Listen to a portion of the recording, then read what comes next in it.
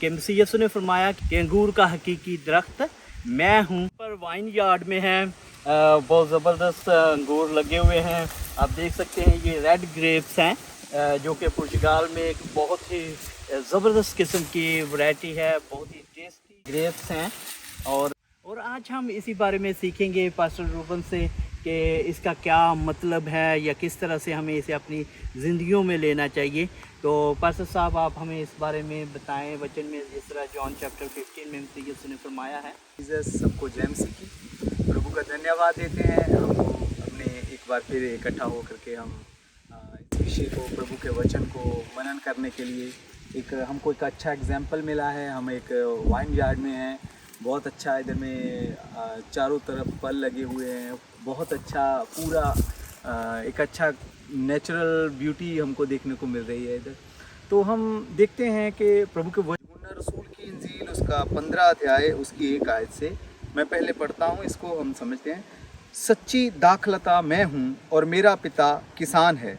जो डाली मुझ में है और नहीं फलती उसे वह काट डालता है, और जो फलती है उसे वह छांटता है ताकि और फले।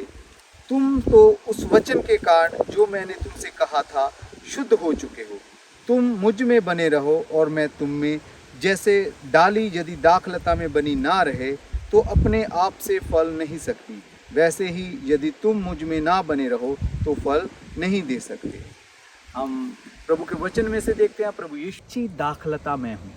सच में प्रभु का वचन हमको काफ़ी कुछ सीखने के लिए हमको सहायता मिलती है।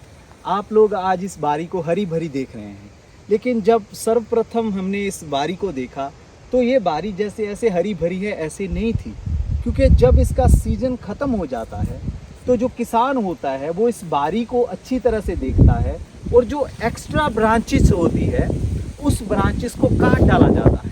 और जब ये पूरा ब्रांचेस को काट डाला जाता है तो इसमें से जो रहने वाला जो जगह रह जाता है पूरा इस तरह का नीचे जैसे हमको दिखाई दे रहा है ऐसे रह जाता है, और ये पूरा सूखा सूखा दिखाई देता है। और ये क्यों किया जाता है?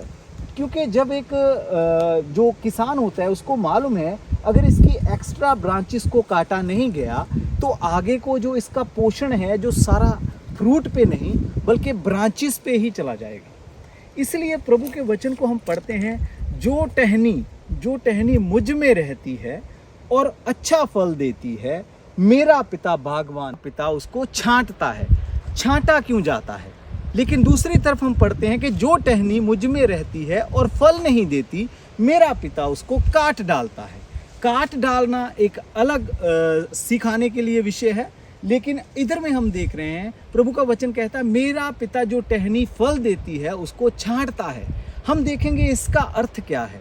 वचन के अनुसार जैसे हमने पहले ही देखा, किसान जब देखता है ये जो ब्रांच है बहुत अच्छा फल देती है, लेकिन इस ब्रांच को फल देते देते इसके साथ एक छोटी छोटी ब्रांचें जो टहनियाँ हैं वो निकल आती है। टहनी जो ऐसे है इसके ऊपर और ब्रांच निकलती रहेगी। तो जब मौसम आएगा, जब इसका रुत आएगा, सीजन आएगा इसका, तो पूरा इसका जो पोषण है जो इसको मिलेगा वो सारा टहनियों को उगाने में ही चला जाएगा, और जो फल है हमको उसको पूरा पोषण हमारे फल को मिल नहीं पाएगा। वचन में साफ लिखा है कि मेरा पिता बागबान है, जो टहनी अच्छा फल देती है वो उसको छांटता है। अभी छांटना का अर्थ समझने के लिए हमको थोड़ा सा ध्यान देना है। क्यों हम प्रभु का वचन हमको छांटता है? छांटने का अर्थ है हम मसीह जीवन में चलते चलते कई बार बहुत अच्छे से जीवन व्यतीत करते हैं, बहुत प्रभु की इच्छा को मानते हैं, लेकिन फिर भी कई बार हमारे जीवन में ऐसी परिस्थितियां आ जाती है जिनका सामना करना हमारे लिए मुश्किल हो जाता है। और तत्पश्चात हमको लगता है कि परमेश्वर ने हमको छोड़ दिया। लेकिन मेरे प्यारे भाई बहन, परमेश्वर उस समय हमको छोड़ा नहीं होता, बल्कि जो हमारे जीवन में जो तरह तरह की टहनियाँ, जो अतिरिक्त टहनियाँ हैं, अनावश्यक टहनियाँ हैं, निकल आती है। जैसे हम वो करने लगते हैं जो वचन अनुसार हमारे जीवन में फल लाने में रुकावट बनता है, तो प्रभु पिता हमसे प्यार करते हुए हमारे जीवन को उधर से काटना शुरू कर देता है। और जिस क्षण हमको काटता है हमको दर्द होता है और हमें लगता है कि परमेश्वर हमको छोड़ दिया, बल्कि असल में परमेश्वर हमको छोड़ता नहीं है ताकि हम अच्छा फल लेकर आएँ। इसीलिए तब हमारी छटाई चलती है और बहुत लोग इस बात को ना समझने के कारण परमेश्वर के सामने प्रार्थना करते समय कंफ्यूज रहते हैं। forsake you, आपको कभी छोड़ा नहीं जाएगा। परमेश्वर आपके जीवन को उत्तम बनाने के लिए कभी कभी अंगूर की बेल की मानिद हमको क्या करता, छांटता है। किसको छांटा जाता है? जो फल लाने वाला है। लेकिन आपके मन में शैतान बुरे बुरे विचार डालता है, आप तो इतना अच्छा चल रहे हो, आप तो प्रभु के साथ पूरी वफादारी से चल रहे हो, फिर ये परिस्थितियां क्यों? मेरे भाई मेरे बहन, ये परिस्थितियां आपको कमजोर करने के लिए नहीं, बल्कि ये परिस्थितियां आपको दिन प्रतिदिन और मजबूत करती जाएगी।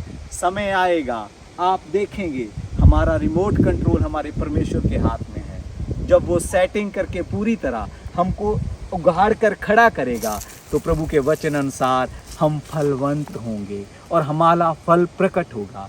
हालेलुया। प्रभु के इस वचन के द्वारा आप सबको आशीष मिले।